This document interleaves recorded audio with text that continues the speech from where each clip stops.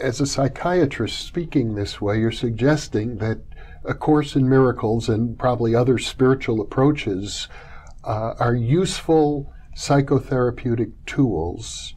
And yet, the field of psychotherapy, Freud, for example, seems to have been pretty much of an atheist, and many professionals in the field of psychology argue that religion is what's wrong with humanity, that the purpose of psychology should be to wean people away from a kind of childish dependence on religion. I've heard the president of the American Psychological Association say as much.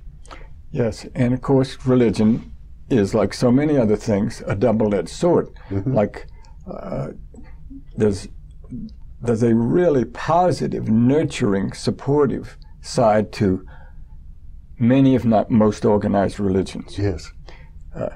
But then there's the not so positive or supportive, and that's where there's misunderstandings, mm-hmm. According to what the Course describes, yeah. Such as that there's a hell. Mm-hmm. From the understanding of what the Course says, the only hell is the pain that we experience here on earth when we do not choose God. Mm-hmm. That's hell, and hell is here on earth. Mm-hmm. It's not somewhere else that we're going to go to.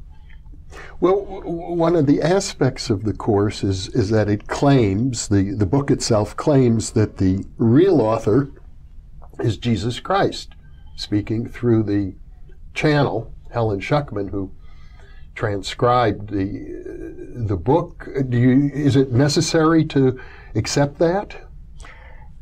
Each person, each reader, each student of the Course has to decide for themselves, the way I see it. I mean, that's what I had to do. That's what many of the people that I've taught about the Course, mm-hmm. It's all a trial and error to see what's going to work for you in your psycho-spiritual life.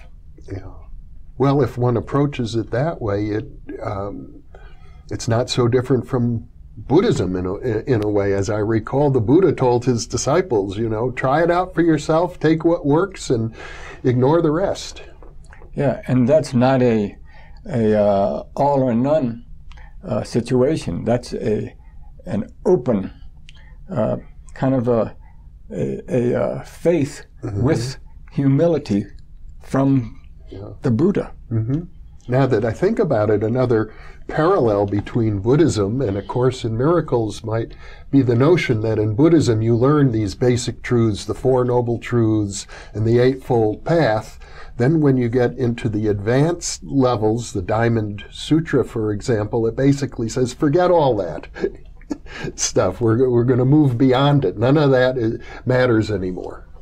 And that's where meditation comes in so powerfully. Mm-hmm. How so? When I meditate, I go within and observe what's happening in my mind. Mm-hmm.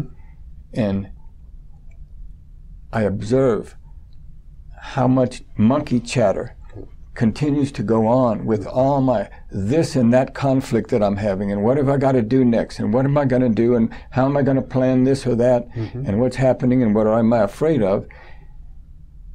And yet there I am. Yes. And I am observing, mm-hmm. all of that chatter. Yes. And sooner or later I'm going to discover that I'm not the chatter. I'm not the monkey. Mm-hmm. I am the observer. Yeah. And the observer, I think, is in the higher self. It's in our higher consciousness, mm-hmm. the observer self. Now, in your best-selling book, Healing the Child Within, you refer to that inner child as the true self. Yes. Yes, it is. Mm-hmm. And it's related to what the Course describes as the mind, spirit and consciousness. That's all part of the real self, mm-hmm. the child within. Mm-hmm. It reminds me of a classic book in Zen Buddhism, Zen Mind, Beginner's Mind,